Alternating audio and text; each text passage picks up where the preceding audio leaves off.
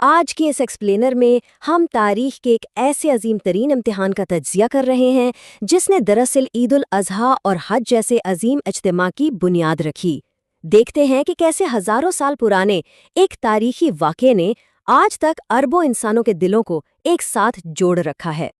اب آپ نے کبھی نہ کبھی یہ ضرور سوچا ہوگا کہ آخر ہر سال دنیا بھر سے لاکھوں لوگ مکہ کیوں جاتے ہیں اور یہ قربانی کا عمل ہر سال کیوں دہرایا جاتا ہے؟ ان تمام عبادات کا ایک بہت ہی ڈائریکٹ اور گہرا کنیکشن ہے ایک غیر معمولی خواب سے۔ جی ہاں، ایک خواب جو حضرت ابراہیم علیہ السلام نے دیکھا تھا۔ یہاں ایک کانسیپٹ کلیئر کرنا بہت ضروری ہے، وہ ہے وحی۔ دیکھیں، انبیاء کے خواب نہ ہمارے اور آپ کے عام خوابوں کی طرح نہیں ہوتے کہ بس نیند میں کچھ دیکھ لیا۔ یہ دراصل اللہ کی طرف سے براہ راست اور قطعی احکامات ہوتے ہیں۔ حضرت ابراہیم نے خواب میں خود کو اپنے بیٹے کو ذبح کرتے دیکھا، اور چونکہ یہ وحی تھی تو انہوں نے بغیر کسی بھی ہچکچاہٹ کے اس پر عمل کرنے کا فیصلہ کر لیا۔ ذرا ایک لمحے کے لیے تصور کریں، ایک شخص جس کی عمر 86 سال ہو چکی ہے، زندگی بھر کی ان گنت دعاؤں کے بعد انہیں ایک بیٹا عطا ہوتا ہے، حضرت اسماعیل، اور اب اسی اکلوتے اور بے حد چہیتے بیٹے کو اپنے ہی ہاتھوں سے قربان کرنے کا حکم مل رہا تھا۔ یہ لٹرلی انسانی تاریخ کا ایک ایسا امتحان تھا جسے سوچ کر بھی رونگٹے کھڑے ہو جاتے ہیں۔ خیر، جب یہ خاندان اس کڑے امتحان کے لیے گھر سے نکلا تو شیطان نے انہیں روکنے کی پوری کوشش کی۔ اس نے بہت ہی سسٹمیٹک طریقے سے ان کے دلوں میں خوف اور شک ڈالنے کی 3 کوششیں کیں۔ پہلے وہ ایک بزرگ کی شکل میں ماں یعنی حضرت ہاجرہ کے پاس گیا، پھر 13 سالہ اسماعیل کے پاس، اور آخر میں خود حضرت ابراہیم کو بہکانے کی کوشش۔ لیکن آپ ذرا حضرت ہاجرہ کا ریاکشن دیکھیں۔ یہ بالکل حیران کن تھا۔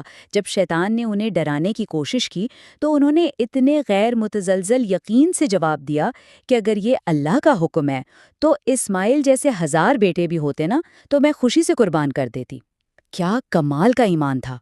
ماں کے بعد جب شیطان نے 13 سالہ اسماعیل کا رخ کیا تو وہاں سے بھی اسے مایوسی ہوئی۔ سوچئے، اس کم عمری میں بچے کتنا ڈر جاتے ہیں، لیکن گھبرانے کے بجائے انہوں نے قربانی کو اپنے لیے ایک بہت بڑی خوش نصیبی قرار دیا۔ ایسا لگتا ہے جیسے فرما برداری تو اس پورے خاندان کی رگوں میں دوڑ رہی تھی۔ اور یہاں سے ایک زبردست تاریخی کنیکشن آج کے دور سے جڑتا ہے۔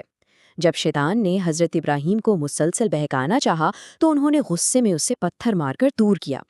آج اتنی صدیوں بعد بھی حج کے دوران حجاج کرام بالکل یہی عمل رمی جمرات کی صورت میں دہراتے ہیں۔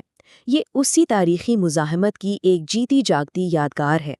تو اب ہم آتے ہیں اس واقعے کے بالکل کلائمیکس پر۔ یہ وہ لمحہ تھا جہاں باپ اور بیٹے دونوں نے یہ یقینی بنایا کہ ان کے جذبات اس قربانی کے آڑے نہ آئیں۔ حضرت اسماعیل نے خود درخواست کی کہ ان کے ہاتھ پیر باندھ کر ان کی پیشانی زمین پر رکھ دی جائیں تاکہ وہ تڑپ نہ سکیں، اور دوسری طرف باپ نے اپنی آنکھوں پر پٹی باندھ لی تاکہ محبت میں ہاتھ رک نہ جائیں۔ اور پھر ایک بالکل ان ایکسپیکٹڈ موڑ۔ چھری تو چلی لیکن اس نے گردن نہیں کاٹی۔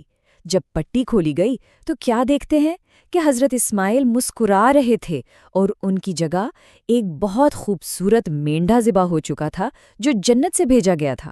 اصل میں اللہ کو بیٹے کی جان چاہیے ہی نہیں تھی، یہ تو محض نیت اور فرما برداری کا وہ امتحان تھا جس نے تاریخ کا رخ بدل دیا۔ آلرائٹ، تو یہیں سے قربانی کی وہ میراث شروع ہوتی ہے جو آج بھی زندہ ہے۔ آج دنیا بھر میں جو قربانی ہم کرتے ہیں وہ براہ راست اسی جذبے اور اس لمحے کو خراج تحسین پیش کرنے کے لیے ہے۔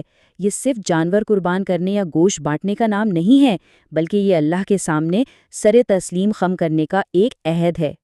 اس بے مثال استقامت کا صلہ بھی پھر ویسا ہی ملا۔ اللہ نے انہیں بے پناہ انعامات سے نوازا۔ آپ ٹائم لائن پر غور کریں۔ 120 سال کی عمر میں جب ان کی اہلیہ حضرت سارہ 90 سال کی تھیں، انہیں ایک اور معجزاتی بیٹے حضرت اسحاق کی خوشخبری ملی، اور حضرت ابراہیم نے 175 سال کی ایک طویل اور بابرکت زندگی پائی۔ اب اس واقعے کے بعد ایک اور بہت بڑا سنگ میل سامنے آتا ہے۔ اللہ تعالیٰ نے مکہ کے اس ویران مقام پر خانہ کعبہ تعمیر کرنے کا حکم دیا۔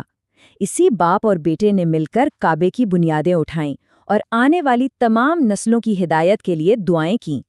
ویسے اس تعمیر کے دوران کچھ زبردست معجزات بھی رونما ہوئے جو آج بھی وہاں موجود ہیں۔ پہلا، حجر اسود، جو جنت سے لایا گیا ایک خالص سفید پتھر تھا لیکن انسانوں کے گناہوں کے باعث کالا پڑ گیا۔ اور دوسرا، مقام ابراہیم، یہ وہ پتھر ہے جس پر کھڑے ہو کر حضرت ابراہیم تعمیر کرتے تھے۔ وہ پتھر نرم ہو گیا اور ان کے قدموں کے نشان اس میں آج تک محفوظ ہیں۔ ہے نا کمال کی بات؟ جب کعبہ کی تعمیر مکمل ہو گئی تو اللہ نے حکم دیا کہ اب لوگوں کو حج کے لیے بلاؤ۔ حضرت ابراہیم نے سوچا، اس سنسان صحرا میں میری آواز کون سنے گا؟ تو اللہ نے ایک تاریخی وعدہ کیا، آواز لگانا آپ کا کام ہے، دلوں تک پہنچانا ہمارا کام ہے۔ اور اس وعدے کا ثبوت یہ ہے کہ وہ آواز آج تک اربوں لوگوں کے دلوں میں گونج رہی ہے۔